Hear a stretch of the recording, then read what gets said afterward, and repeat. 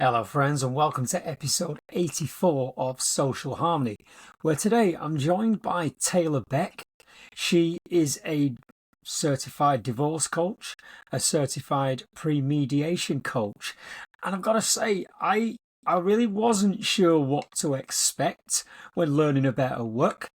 And yeah, my first thoughts were, why does somebody need a divorce coach in an area that's already quite emotive, quite charged, and one could say, does that smack of encouraging, what some may see as a breakdown of the family unit? Now, as somebody who's been through a divorce myself, talked to lots of friends, I, I have views on the process, what it's all about, and one thing that did stick out for me as well is that so many other people have got an opinion that they think that you need to hear. And so talking to Taylor and finding out what it is that she actually does was very illuminating for me. And I've got to say, when I've gone through my divorce, I would have appreciated somebody there like Taylor to help guide me through it, I suppose, because I can definitely say all these years on that it changed me in a lot of ways. There are a lot of hard lessons to learn, and sometimes it can feel like quite a lonely place.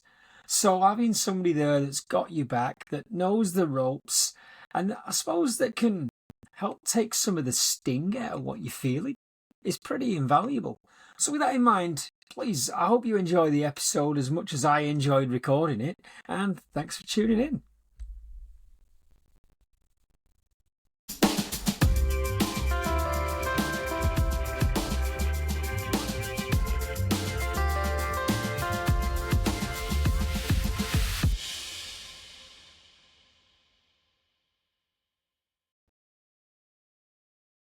Friends, well, today I'm joined by Taylor Beck. So, Taylor, if I can turn it over to you, can you tell us about who you are, what you do? Absolutely. Thanks for having me, Lee. So, Pleasure. uh, I am a DCA certified divorce coach and pre-mediation coach as well. So, I'm Hmm. working with clients on as they navigate their divorce or going into mediation to actually come from a place of strategy Hmm. rather than fear.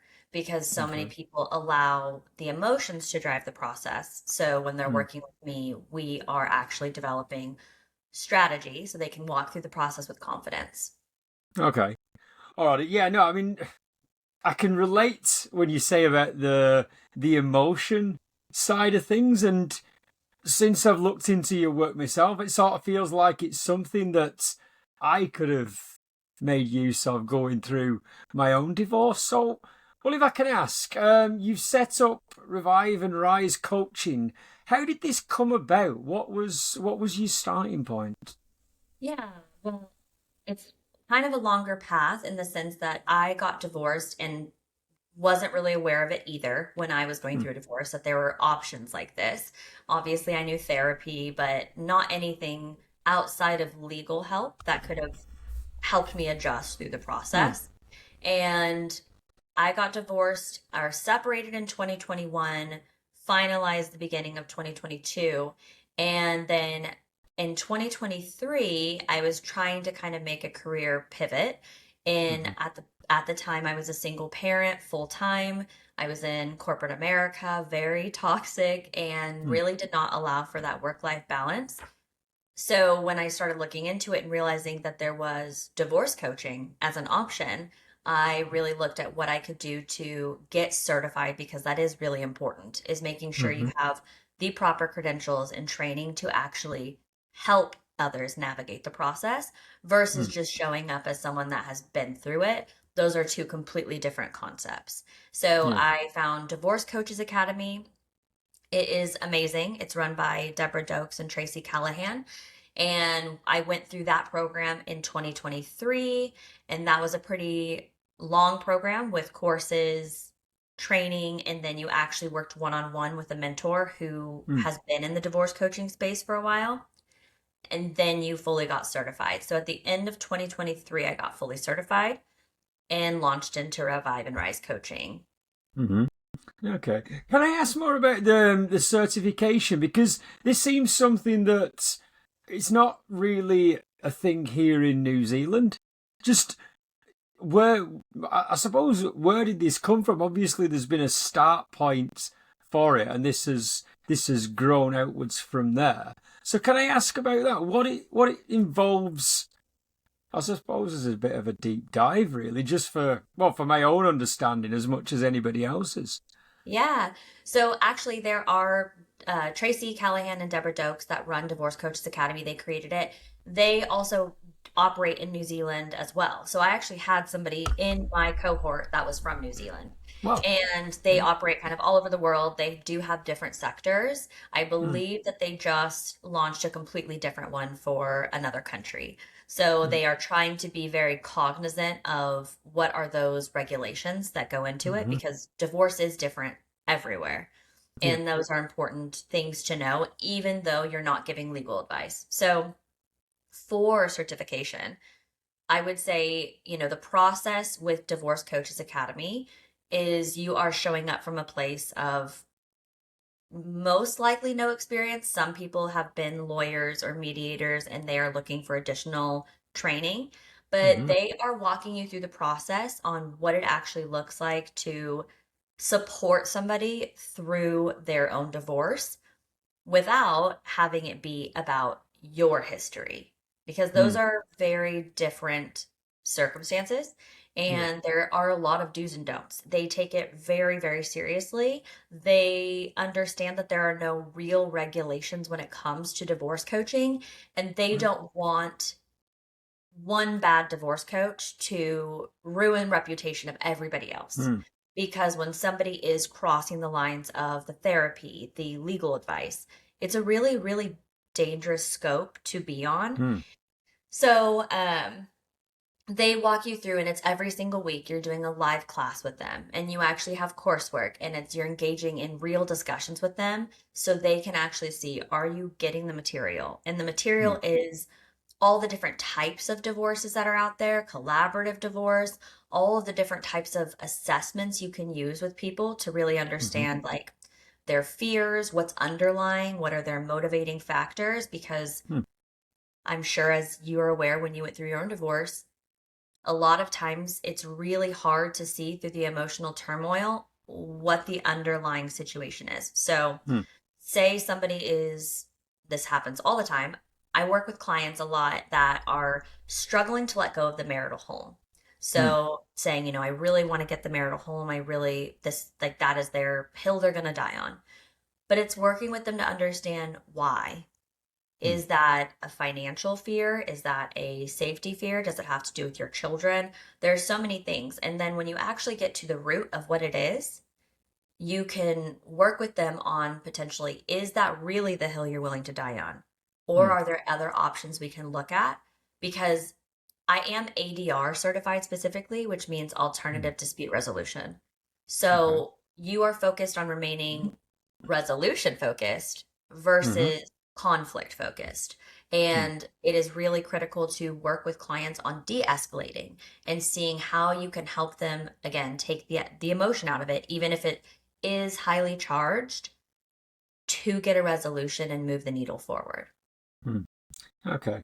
I mean, when I first began looking into your work, I thought that a lot of what you were doing was kind of therapy, which I hear is now not. But now you've mentioned the dispute resolution section of your work. Can you talk more to me about that? I mean, what does that involve? How do you work with a client to bring them down from what can be quite an angry frame of mind, quite combative, down to a solution focused level where you can actually plan forward? Yeah, it's a lot of work. I will say that it is not Mm, something that happens in one session, which is why I don't offer one session. mm, It is truly a package because I would say at minimum, it really does take at least 3 sessions to really understand what you're working with. What are mm, their underlying fears, concerns as they navigate this process, and then going from there and mm, understanding what motivates them as well. mm, So it is truly the belief. So ADR is actually recognized by the Bar Association in the United States. Mhm. And it is really important to understand that it really only takes one party to de-escalate. So when you're talking about high conflict co-parenting situations, high conflict divorces, can they fully change that other person? No. But they have a lot of power in their hands by remaining resolution focused to change the outcome. Yeah. So there are a lot of people that will come to me and they'll be really high conflict. They think they're going to have to go to litigation and do all of that. I would say about 9 times out of 10, they're able to resolve it in mediation, much Mhm. to their surprise. They're able to work with that person to actually find a resolution. And that means, like I said, really understanding, okay, what are your non-negotiables, your Mhm. negotiables, and then what can you actually leave behind? Because Mm. they might come to me with a huge list of like, this is my hard line in the sand. And by the end of it, realize, okay, no, I'm actually, able to move that line and understanding that nothing is fair in divorce. That is just Mm. the reality of it, that people really, really get caught up in the fair. This Yeah. is not fair. And that is what they're focused on trying to get, this like fair outcome, which is Mm. so subjective. There is no legal bar for what is fair, and it is Mhm. not illegal for somebody to be a bad person. Yeah. So, recognizing that it's not fair, but what can you live with to move Mm. forward with your life? What can you accept in this process? And I don't encourage people to not accept anything. I'm not Yeah. Yeah. encouraging clients to, forego things that are really important to them, but it is really understanding, is that what is Mm. most important to you? Or are you actually wanting to get this show on the road and start the next chapter of your life? Yeah. Yeah. Well, I mean, when you say that as well, that's it. Just put into my mind. How do you deal with somebody that shows up that is just vindictive? Do you know what I mean? I want the dog, not because I want the dog, but because I know he loves the dog. You know that kind of thing. Yeah.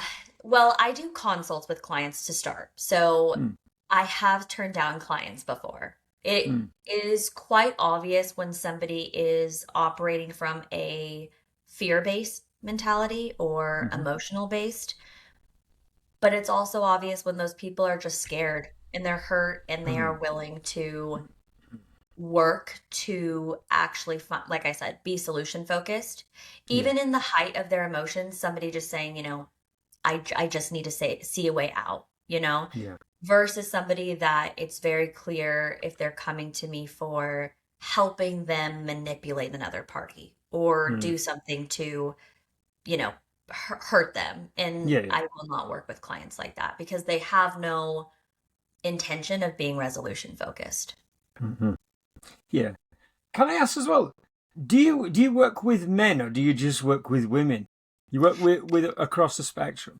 Yeah, I feel like my marketing really started geared towards women just Yeah. Yeah. because statistically speaking, more women are more focused on finding that resolution, right? Mm. And maybe doing the inner work, just like statistically, more women are in therapy. But Mm. yes, I work with men all the time. It's just Mm. not as frequent, I would say. Yeah.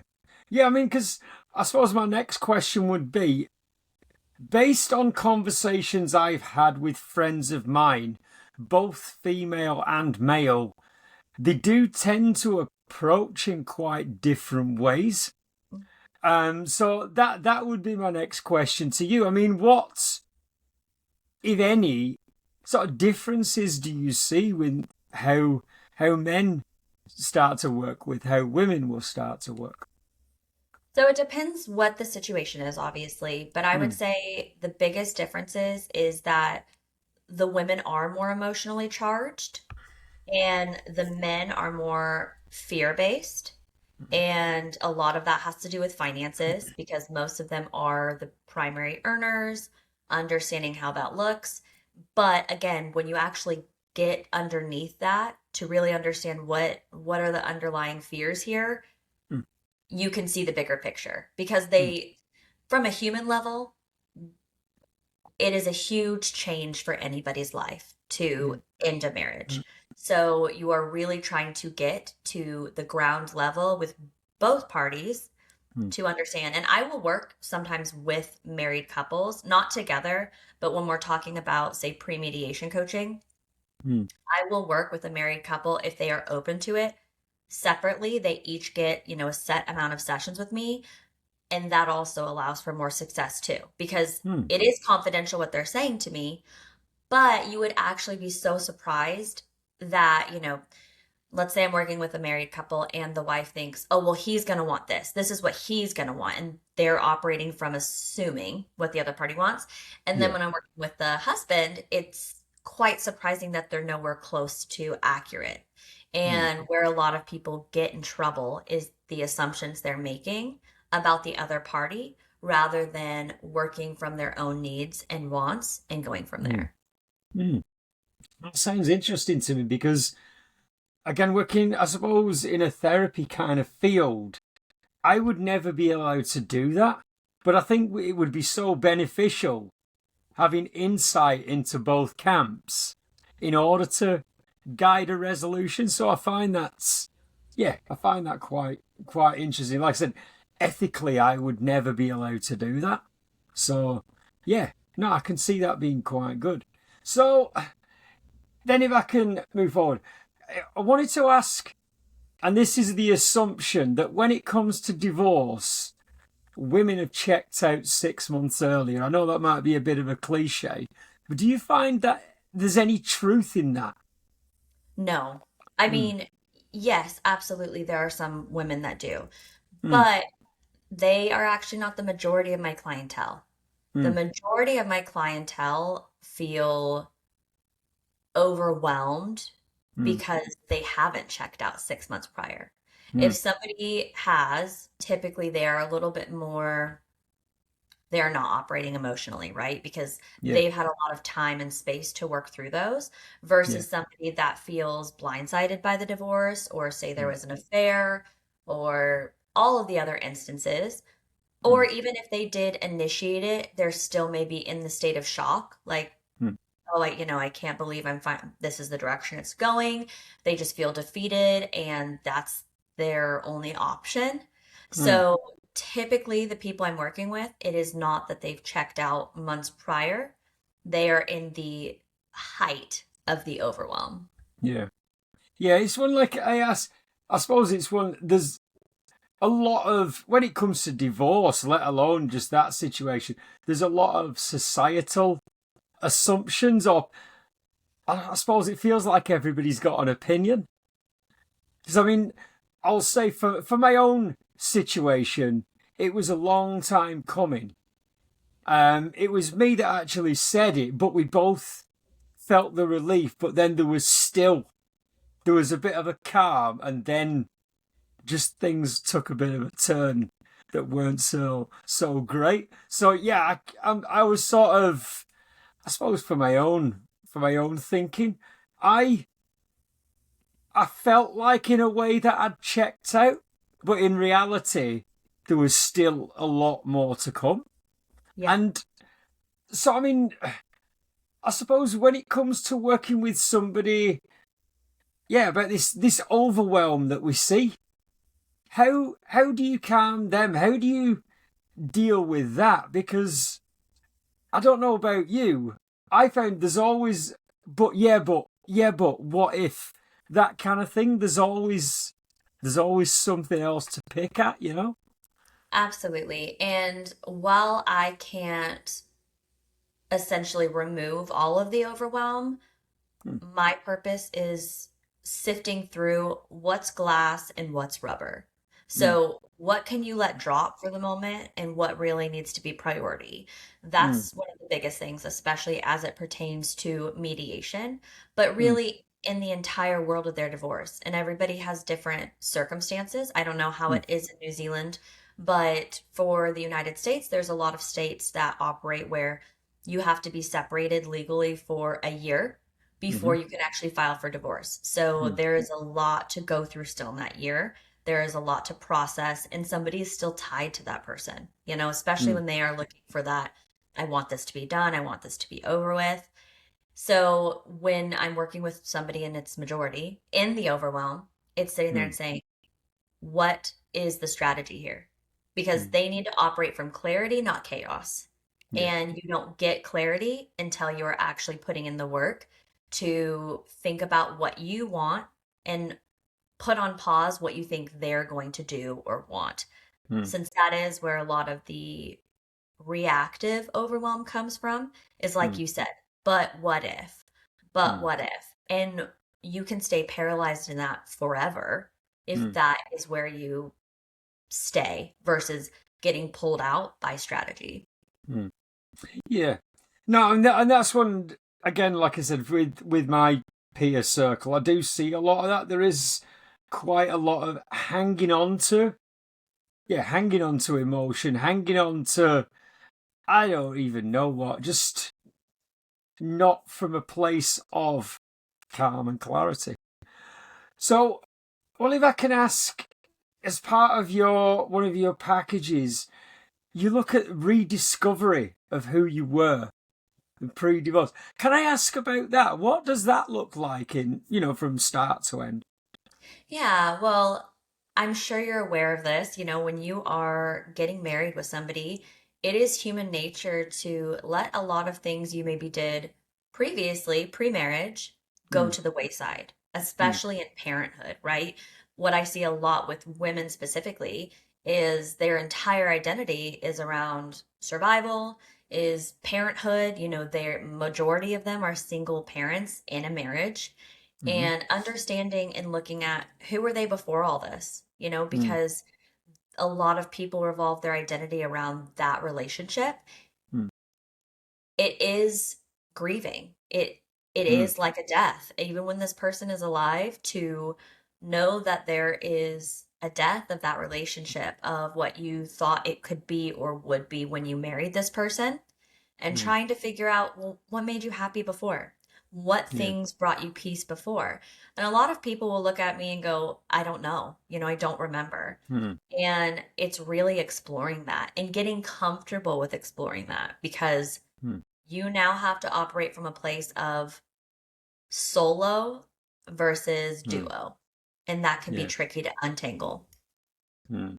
Yeah, I mean, I can relate to a lot of what you just said there. I mean, I, yeah, I suppose, well, there's kids involved as well. And in my, I felt like I let a lot of things slide for the sake of argument or whatever it was. I'd want to go and do something, but I was sort of preempting the argument that it had caused. And this was all on the ladder of getting towards the end of it. But definitely at the end, I remember one time because I had the kids with me, they'd gone back to their mum, and I was just sat on the couch, and I just thought, shit, what happens now? That was my first time, sort of just me. And I remember talking to a friend of mine about this, and he just sort of said, well, what do you want your life to look like now? And I genuinely didn't know. It was always like you bookend one another in a relationship, don't you? And you find your little roles within that. I've been who's better at cooking, who's better at doing the garden and driving kids around and what have you.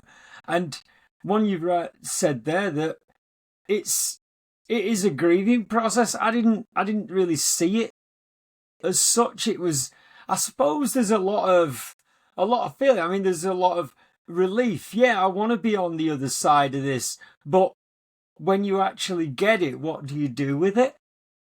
And this is, I think, where now. I mean, it's like over 6 years since I separated, but it's now I look back and I think I could have done with somebody experienced to sort of help me guide through this, because it is a bit like swimming in treacle, no? Absolutely. And that's where I do clarify with my clients. I am not a therapist. You Mm. need to be licensed in the United Mm. States to operate from that lens. That's where Mm. I do think it's dangerous for a lot of, say, life coaches to come into the space Mm. and say that they're going to support someone through divorce. Yeah. It is very important to be staying completely neutral, right? Like, yes, you can give reality testing and kind of push them to explore Mm. deeper, but it is not my job to tell anybody what to do. mm, And as it pertains to rediscovering their identity, it's so important to help I help my clients understand options, right? mm, So when you're saying the kids are gone, a lot of my clients struggle with that, right? It's the very mm, first time and they want to sit in the sadness or, this isn't fair, but that is going to keep you stuck again in the chaos mm, and the emotionally charged aspect of that versus moving forward because what is a better use of your time? You know, mm, what do you want to model for your kids as well? And mm, like you said, you have these roles within a marriage. I've had so many clients, I don't know why it is this specifically, but cooking. You mentioned, who's better at cooking? mm. I had a client go, "No, I hated cooking." But when they weren't with their kids, they actually discovered they loved cooking and got Mm, into, taking some cooking classes and having that experience. And that was something that really lit them up yeah. to find something they otherwise wouldn't have even known existed. Mm. Well, that's something you touch upon there, because again, people I've spoken to similar, and it sounds awful, but getting divorced it's been a glow up for them in that way. Like again, I don't want to generalize. I'll be honest, because I'm probably the better cook, but in the main, it was guys that wouldn't do the cooking just because of how it fell and what have you. And I thought, seeing them as a middle-aged guy suddenly become this fully functional adult is quite, I don't know, I thought that was quite an empowering thing. And I don't know, I'm not advocating for divorce so men can learn how to cook, but I just thought that was quite, I don't know, I suppose your silver lining, if you will, that yeah, you've had to learn to actually stand up on your own and do this because, well, I don't know why I sidebarred into that, but it's something that I'd noticed quite a lot from talking to people, and I suppose just seeing the difference in somebody. And I don't know. I mean, I'm using cooking as the vehicle for this. I always knew how to cook, but there's other suppose skills or things that I've noticed about myself post divorce. And so with that in mind, are there any sort of major patterns or like recurring themes that you see in your work when you're working with people? Yeah. Well, to piggyback off of that specifically, so it is empowering, Mm, and we should not be ashamed to say it's empowering because divorce can either make or break you. You have mm, the complete choice over that because no, you cannot control the other person, but you can control how you respond to it, right? mm, So are you going to crumble with it or are you going mm, to show up for yourself and your life like you deserve? mm, So with that, I think a big pattern I see, and this is both sides. So typically, I will say, and this is just, I mean, again, I'm not trying to generalize, but very common that women are taking on the brunt of the household, right? So mm, the doctor's appointment, the emotional labor, the physical labor, just things that women are picking up on, and a lot of men let it fall to the wayside. You can call it weaponized incompetence or whatever, but they let it fall to the wayside because in that relationship, they are, falling into this role of, oh, that's in their bucket. They've got it mm, covered, got it handled. Well, when divorce happens, it is again either standing up and stepping up into those positions you did not step into previously. And something I see quite often is with the parenting time, right? So if mm, most of it does fall on the mother, to say, doctor's appointments, dentist appointments, while that can continue, I have surprisingly, for the better, seen so many men step up, mm, and while I do see a lot of women that then get frustrated, like say, their ex is asking for 50-50, but when it's coming from a place of they genuinely want their kids, it is not from a mm, place of vindictiveness or not wanting to pay child support or whatever the mm, motivators there, they actually do step up. Yeah. then they are now responsible for doctor's appointments and all that stuff too. They become a more involved parent when they Mm. otherwise let their partner become the default. So that Yeah. is a pattern I see quite frequently when it comes to parenting and how they improve post divorce with Mm. being more intentional with their time and really choosing to show up a lot more for their kid than they would have previously. Mm. Yeah, I mean that's an interesting one. I mean, I can say for myself, I've always been a fully committed parent. I mean, Mhm. my son lives with me full time now. Up until recently, my daughter did as well. So it was that, and most of the I think it's possibly the circle I move in as well, have always been very committed dads. And I think a big fear for a lot of them, especially at first, was this assumption that the courts side with the mother. And I, I don't know. I think, yeah, having seen, well, how the landscape looks now, I do see a lot of hope. I'm glad that it's changing because, again, the guys I know are not absentee fathers. They are very, very much involved in everything what's going on. And so, I mean, I know that the law and legality is not your wheelhouse, but do you see a bit of a shift in any of that kind of thinking? Legal wise, court wise. Yeah, absolutely. It is not the right mindset to assume that just because they're the mom, they are going to end up with more. Mm. Quite honestly, it is shifting even somewhat more aggressively in the father's favor. The United States family court system, quite frankly, is horrible. Mm. Horrible. As someone that has personally experienced it over and over again, but I also have so many clients that are constantly dealing with it. Mm. It is not always supportive of mothers in general, whether there's domestic violence. There are so many different aspects to that where it is disappointing that I Mm. do feel the courts fail. I also want to acknowledge your part in saying, you're an active dad, your friends are active dads. That I am so grateful that there is not Mm. just, women can't get vindictive and try to pull parenting time just because their feelings are hurt. Mm. But I would say in the United States, it has shifted a little bit even more sometimes in the father's favor. Mm. And that is tricky to navigate. Okay. How would you say it's shifted in the father's favour, if I can ask? Yeah, so I would say even looking at situations where maybe they need to be taking in the child's best interest and maybe it is less time with the father. So the Mm. way they operate is that they are saying it should just be 50-50 automatically, Right. but they're not looking at the full picture. And that is saying, okay, maybe there's substance abuse, maybe the parent has, like I said, domestic violence or even abuse charges on the child. Very, very frequently that has no impact on it, and they will still say Mm. 50-50.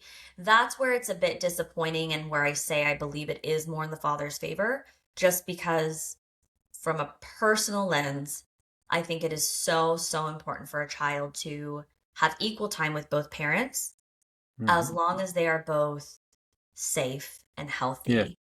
I do think Mm. that is where it is just getting so disappointing that our system's failing the children and Mm. just assuming that because they are blood, they are the biological parent, that they automatically deserve access to the child.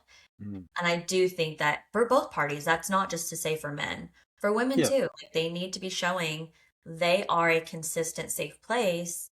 And that's simply not the case anymore. It is just an Yeah. assume 50-50, and you have to spend a lot of money and you better have crazy, crazy evidence to get it any other way. Mm. Yeah. I suppose it's something I've thought. It's a similar thing here, in that given the history of the country and what have you, taking kids away from family is a really, you know, it's tried to be avoided at every turn. And that does sometimes end up with situations like you say that I've seen. And Yeah, I mean, I don't know what the perfect solution is. Um, but I mean, comparing New Zealand to the US, I'm just trying to think of how it would look because I don't know your laws and a lot, and I know like states have different laws as well, so it's hard to just crystallize. But is there a stage at which you, I suppose, would intervene in something, whether it's you know um, a report to police or whatever, the things that you're seeing that are safety concerns? I don't know if I'm making myself clear. Is Yeah. there a point, a situation's come through your front door and you're like, this is really not safe? Is there a channel for you to intervene? Absolutely, and I will intervene. It is not something I have enjoyed to do, and I've only had to do it, I want to say twice it's happened. Mm, But yes, I can intervene in the sense of being a mandated reporter to reach out to whether that is child protective services, hmm that is, making a report with the police station as well, and especially I'm sure similar to therapy laws, if someone is saying they are going to harm themselves or others, mm, there are pieces like that yes, absolutely, I will intervene. yeah. Getting so I mean, what does that look like for your, I suppose, your client coach relationship? I mean, what frameworks do you have around that? In like self-reporting. I sort of self-reporting, confidentiality, and all these other things that get factored in to a working professional relationship. And Mhm. again, mindful of it is very emotive. I can imagine you'd probably be put in positions now and again, and it's as though you're at odds. Somebody might be trying to weaponize you, like we mentioned before, or things like that. I can imagine there's a lot of sifting to get it to, I suppose, that professional level.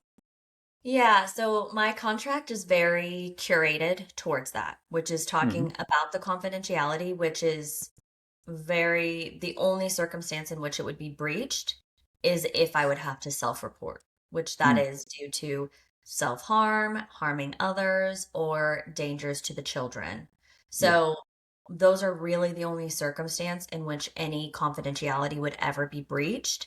And Mm, obviously, it's being breached to what should at least be safe avenues mm, versus anything else. And unlikely I would ever have to do anything with, say, something's being litigated. It's different to a licensed professional, say a therapist, to mm, actually speak to somebody's mental health mm, versus what somebody is disclosing to me as a coach mm, would most likely bear little value on court proceedings. mm. Okay. All right. No, no, that makes sense. I said I'm just trying to understand it, and I Yeah. suppose as well, like you've said, it is. There's that professional aspect. You've got to keep yourself middle of the road rather than getting into the field of pathologizing and such like. So I suppose the other aspects now I wanted to ask about was the social aspect because, like we said, divorce is seen still, I feel, in a lot of circles as a bit of a dirty word. Hmm. There's judgment, there's, I don't know, there's sadness, there's expectation, there's all these kind of things. I'm asking sort of, you and your what is it like in the US? What's the flavor? What's the interpretation look like? Yeah, I will speak from a personal lens first, which Mm-hmm. actually is one of the main reasons I got into divorce coaching. Mm, Because in my own marriage, I had been unhappy pretty much from the start, mm, and I did not feel that was a valid enough reason to leave the marriage. mm, So, how I felt from the stigma around society is that I would be perceived as silly, crazy, not taking marriage seriously simply because I was unhappy. mm, But I did wait until I had what I felt was a valid enough reason to leave, which is substance abuse. But I do feel disappointment that I had to wait for what I felt was a valid enough reason to the Mm. outside to Yeah. actually exit. When, quite frankly, especially post divorce, there were so many other things that it would have made sense to people if I had really explained the ins and outs of my marriage. But Mm. one of the reasons I got into it is to tell people, like, I'm not advocating for divorce. I'm really not. I believe there are a lot of ways you can still stay in a marriage happily, but that requires two people actually working on the relationship, two Mm. people that have mutual respect for one another and can grow together, which in most of the cases is just not true when divorce is on the table, right? Yeah. And I do believe in the United States, there is still a lot of shame around it, Yeah. around feeling like a failure, feeling like people are going to perceive you as like you didn't try, you just Mm. gave up. And at the end of the day, nobody knows what you did or did not do Mm. before reaching the divorce aspect. Yeah. And most likely, it has been a long time coming, right? That there have been Mm. all of these other avenues they've explored or tried before divorce actually hit, or it wasn't even their choice. And so then they're embarrassed, right? If their partner Mm. was unfaithful or wasn't in love with them anymore. Mm. But at the end of all of it is a lot of shame. So Yeah. that still is very heavy in the US, despite working with my clients and working to try to recraft a narrative that helps take that shame away Mm. because it is just so disappointing that people feel weighed down by shame from society when Mm. nobody's living their life but them. Yeah. And that is an important reminder I like to give everybody all the time. Nobody is waking up in your life but you. Mm. So, how can you make the right decisions for you based on that? Mm. Yeah. Yeah. I love that. I mean, yeah. I thank you for being so open with me about that. I do. I appreciate that because it's one. I feel. I don't know. It's a bit of a paradox in a way, in that as I look out in society and I see people championing the, you do you, boo kind of thing, but there does seem to be that sort of internal mind prison, if you like you said, that shame, that's, I don't know, meeting other people's expectations of what you are. I mean, I remember in my own situation, it was one of them. Oh, it was just a long time coming. It wasn't any major nuclear event or anything like that. It got to a point where I just couldn't do it anymore. But the amount of people were like, oh, what happened? As though, I don't know. The assumption from a lot of people was that I had cheated. And Hmm. therefore, again, I don't know whether that's a stereotype of guy in divorce proceedings versus woman. I don't know. But yeah, I found it quite odd in that society champions the family unit and all that on one, but also pushes the narrative that, live your life, be free. But I felt bad. I don't know. I felt like, I'd let people down. I felt like I was more bothered about what other people were thinking about my situation. They're all having an opinion on it as they do. And that, I don't know, that impacted me. That probably stressed me out as much as, a lot of the rest of the proceedings. Not quite, but you understand what I'm saying. And yeah, I mean, I suppose this is something that your clients, when you talk to them, how do you pick through this when you're keeping yourself not from a therapy angle? I know there's the control your controllables bit, but there's a lot of stuff there that's very messy. And so, what's your process for just sifting through all that? I don't know, this external chatter. Yeah. Well, that is the narrative for most that I'm working with, quite honestly, Mm, because you're right. I mean, myself included, and I can relate to that on a personal level. I do feel having been through divorce makes me more valuable to people to have that empathetic stance. mm, But it is understanding we're human. We're going mm, to care about outside noise.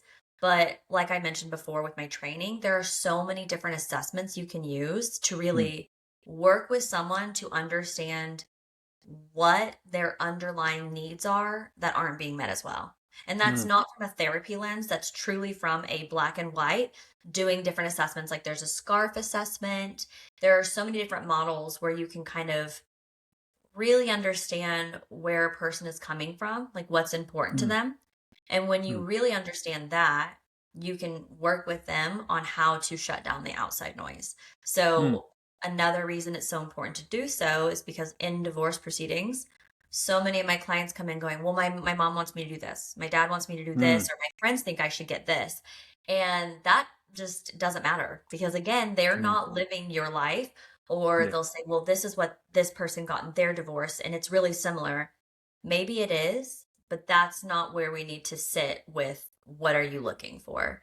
So mm, it's trying to, again, get that clarity and shut down the outside noise mm, to be crystal clear on what your motivators are, what mm, matters to you the most when this is all said and done, and working past the outside opinions because they're going to be there. They're not yeah, going to go away.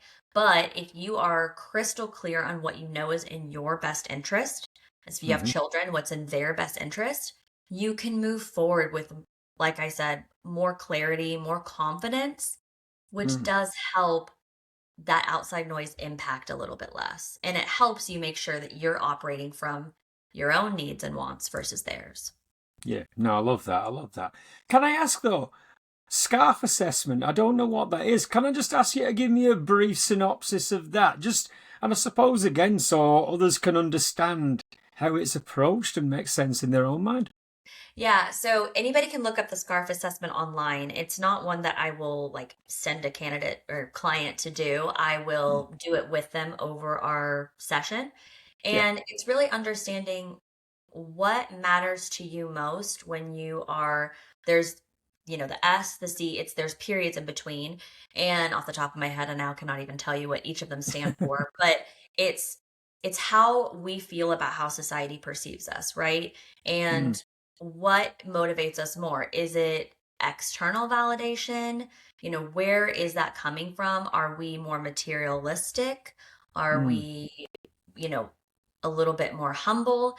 You would be surprised at the end of it if you actually run a SCARF assessment because you will tally up the scores and see, okay, well, actually, it is most important to me. My values are where I feel seen and heard, you know, they affect in materialistic ways and all of that. mm, It helps guide the needle forward for what they're looking for in their divorce, right? mm, Whether that is external support, whether that means they're going to focus more on the materials in the divorce, if they are looking for some type of value to be seen, heard. But everybody is different, and myself included. I took it when I was going through mm, training. And it is so eye-opening to look at mm, yourself from a different lens and saying, wow, I honestly was not expecting to have so much more importance on this side of it. I thought I'd be mm, on this side. But it's very valuable to mm. get clear on your internal motivations. Yeah. No, I love that. And this is something, like I said, that I could have done with, I think, way back then. I mean, I don't think I've got all the answers now, but I'm in a much better place. But for me, it was, oh, I learned all this sort of stuff through bad relationships and a lot of hard work with a bit of therapy thrown in on the top of it as well to come to a point of actually, this is what I need from life, Mhm. relationships, whatever it is. So something like that. Yeah, I think I wish I'd have known about it at the time. Probably would have saved me quite a lot of heartache and anguish. Well, that's the Yeah. hope anyway. Yeah, I mean, it does go back to identity work as well, right? When Mm, you're saying, what is my identity outside this marriage? But I think that's where divorce can really make or break you because mm, you can look at it and say, well, this is where I've settled or been leading my life in the wrong direction for what actually fills my cup. Mm, And knowing moving forward, there are things that you will or won't do to have a more successful life or your next relationship. And that's really valuable. It's mm, all part of identity work when you really get down to it. yeah. Yeah, I think that's a big part of my own post-divorce glow up or whatever you want to call it. Say, like, boundarying myself more. Mhm. In future, this is, I am not going to put up with this anymore. And it wasn't like it was anything nefarious either. It just, over time, I suppose, just smooths the edges of what you used to be Mhm. and you become something else. And then you're that far away from that person. I don't know. I suppose I didn't recognize where I was at. Now it was quite, yeah, it was quite a lot. But yeah, I think, again, one of the positives post divorce that I will champion. I do feel a lot happier overall, but it's only through looking back and going through this kind of situation that I can give it context. And so, all right, well, I'll move on. I looked up as well, Divorce Energy Audit Podcast. Tell me about that. What do you do? Talk to me. Yeah, so I love my podcast. I would say that one is a little bit, yes, it's coming from a divorce coach lens, but a Hmm. lot of it I try to be more personable. So Yeah. I can talk about my lived experience. I can talk about dating when I did date post-divorce. I'm remarried now, Hmm. but I also love to have guests on. I've had so many powerful women that have navigated the heartbreak or the divorce, world in one way or Hmm. another. And it's just another option for people to have to hear they're not alone and maybe Yeah. have a resource that is free for them as well to take Hmm. a step back. And like I mentioned before, one of the reasons I became this divorce coach and wanted to help, women and men is you don't have to settle if you don't want Hmm. to settle. Like that's just the Yeah. reality. And you have to be your own advocate. So I do like speaking at like from a lens of these are things that you should be looking at to understand if you're really happy or not, because so Hmm. often the narrative society crafts for us is marriage is hard, but that simply is not true, or it's what they're meaning is a different type of hard. So Hmm. trying to just talk at it from an honest perspective of, well, these are behaviors that really aren't okay or shouldn't be normalized, Hmm. and just give an honest take on that aspect. Hmm. Yeah. And this is one, and again, I'll ask your thoughts on it. There is more scope for this. Again, I see, I've looked at your Instagram, your Facebook. You kind of there's a lot of lenses, a lot of access to this kind of thing, so it can create a community of. That's, I'm not even going to say like-minded individuals. That's wrong, but it gives the feeling that you're not alone. For somebody who is going through this kind of thing, do you feel though as well there are a lot of bad actors online? I mean, let's have a look. TikTok, much derided. I've seen some god awful takes on there. Yeah. And what are your thoughts overall? I mean, I know you're always going to find sort of bad people in any sphere of life, but in this particular arena, what do you feel, the general landscape looks like? Oh, it's messy. Quite honestly, I think sometimes I do get too caught up in trying to make sure people understand that there are bad people out there that are Mm, giving bad advice, whether that is from a personal experience or professional lens, because it really is not a regulated space. So there are a lot mm, of people that truly come on it from having just experienced divorce and thinking, "Oh, I'll help people." But that's a very, very dangerous area to get into. You mm, know, what exactly are you helping them with? How, you have to be so careful because again, there are legalities there. There is potential to, if you have no training, to cross over into that therapy, and it's mm. very, very dangerous to do so. That's not where this exists to be. And then you have the people that have experienced divorce and they just want to pop off on the internet Yeah. and share their bad takes, or a lot of them do these horror stories, or maybe they are. I've seen a lot of people talk about like glamorizing divorce. I think people should do whatever they want to do in terms of that, right? If you've been through Mm, this traumatic thing and your life is better on the other side, you can glamorize it. However, it is important in the same breath to make sure people really do understand the reality that it's not mm, fair. That just because Susan down the street got the house and the divorce and alimony and child support, and her situation is identical to yours, there are a lot of people that become misinformed and step mm, into the space, legally or not, and suffer greatly because of it, because they are yeah. not prepared, because they were misled and they didn't have the full picture. Mm, So I always try to advocate for people, do your research, look in, if you are talking to a professional, what are their credentials? How will they actually support you through this process in a way that is resolution focused? mm, Because when people are coming at it from a personal perspective, so I'll talk about my divorce, on podcasts or my own podcast, other podcasts. But when it comes to my client experience and my mm, sessions, I am not bringing in my personal experience. yeah. Your goal is to not already make an emotionally charged situation more emotional. Mm, You are not trying to amp up somebody's. You can mm, validate their experience without egging on, right? Maybe mm, they're dealing with a really horrible co-parent. I'm not here to sit here and say, wow, that is really horrible. They're horrible. mm, That does nothing. That yeah. makes everything worse. That is not ADR focused at all. And that's where it's really dangerous with all these Mm, people on the internet, on TikTok, on threads, whatever, giving bad advice because it's not actually moving the needle forward. yeah. Yeah, these are the people that I'm talking about. Like, again, when we first started talking, so I did a bit of a, just not even a deep dive, just a cursory check. And it was, again, a lot of people, and I suppose an algorithm will prioritize, I don't know, angry ex-wife says such and such, which I Yeah, can imagine, again, for somebody working in the professional space, you mentioned like what's fair. And I suppose this would come under the aspect of that because that is not a representative of what most people want. But it's always the squeaky wheel on the end that gets all the attention. And so absolutely.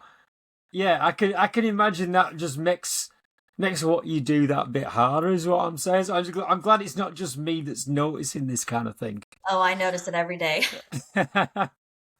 Well, what can I ask? I mean, what's next for you? What's going forward for you? What's coming up on the horizon? So I actually just recently got my pre-mediation certification because Hmm. while that was trained, we had some training on that when I went through my general divorce training. Hmm. I do believe it's important to really be crystal clear in any areas you are helping people with. Mm, And the pre-mediation coaching I loved because it is very, very specific. It yeah. is divorce coaching can come across as vague. People can say, well, how does this help me? What are you doing? Pre-mediation coaching is really you're going into mediation and you need to have a game plan. You need to Mm, show up prepared. You don't need to be winging it. You don't need to get caught up in the stress. yeah. You need to have strategy. So I do think as time goes on, I'll probably pivot a lot more towards that because I Hmm. feel it is a lot more valuable, especially remaining ADR focused. But I Yeah. do still want to work with clients as far as generalized divorce coaching and through the process. I Mm, just really love pre-mediation coaching a lot. yeah. No, and this is another thing. Like again, when I separated, it was very much just doing it on the hop. I mean, not the legal side. That's not what I'm saying, but it's I don't know what it's like in the US, but here, if you can do these things amicably, it saves you a lot of money in lawyers' fees, etc. So we arranged our own, 50-50 Mhm. childcare, our own division of property. I think we had a lawyer's sign off to say that that's the right amount that we agreed on. Um, but yeah, there was, I don't know, it was made so much simpler, even though it meant a lot of teeth gritting. You know Yeah. what I'm saying? So, all right, well, if we can bring this one home, in this kind of space, what do you think people are not talking or not informed about enough? What do they need to clue themselves up on more? What I would say is most important is that they need to understand they have options. Mm, And that goes for the entire experience. mm, Divorce can be made so black and white from, oh, you're getting a divorce, you automatically need an attorney. Oh, this is what your attorney's saying, you need to listen to them. There are so many pieces to it where people get lost in it, right? Because it's mm, so emotionally charged that they do need to understand they have options. You don't always mm, need an attorney. If you decide that is the route you want to take, you have options on attorneys, mm, making sure you are getting the right person for you and you know how to advocate for yourself, you know how to interview them, and knowing through the entirety of it, there are options. It mm, is not as black and white as it might seem, even mm. in the thick of it. Yeah. No, I love that. Well, thank you. This has opened my eyes to a lot of things. And yeah, like I I'm said, so glad. yeah, no, I mean, at first I thought, when I first saw, divorce coaching, I thought it just seems a bit dark, Oh, not yeah. to impugn what you do, but I mean, I'll find like, because I'm a social worker. So I suppose the paradox is I work with people. You want them to be, fully functional and working and what have you. But without these people, I'd have no work. So same sort of thing. You're not advocating for divorce, but without it sort of hamstrings things. So yeah, this has been really edifying. That's given me a much broader scope on what it is you do. So thank you for your time. Thank you for being Well, so open. yeah, thank you for having me on the podcast. I do think Pleasure. it's really important people understand what a divorce coach does. And so, Hmm, if anybody is interested in looking for a divorce coach, making sure they're interviewing them, hmm, understanding, or maybe they already have one and maybe something's not quite right because they hmm, are not operating from the lens they should be. It's hmm. helpful to have that context. Yeah. Yeah, definitely. And I'll put links to all your work in the show notes as well, because I think I suppose even just as a cursory, starting towards looking into this kind of thing, it's Mhm. always, yeah, I find, yeah, it's good to see it just in Yeah. action, I suppose. But no, thank you. And thank you again out there for listening. As always, I appreciate your support. For those of you new or have been here for a long time, please look me up on Instagram and Facebook under Social Harmony Talk, as well as TikTok, where I'll put odd little videos as well. I'll post show links, selfies, etc., in addition to just what's going on randomly about the show, upcoming guests, and things like that. But I'll still launch a new episode every Monday at 6 p.m. New Zealand time on Spotify, Apple Podcasts, and now YouTube. So if I can ask you to stick us a follow, put us a comment, bit of a like, I appreciate all that. If you want to get in touch, if you want to talk about your story, please message me. We'll connect. We'll make that happen. But for now, look after yourselves. Go well. Keep talking. Thanks very much for listening. And we're done.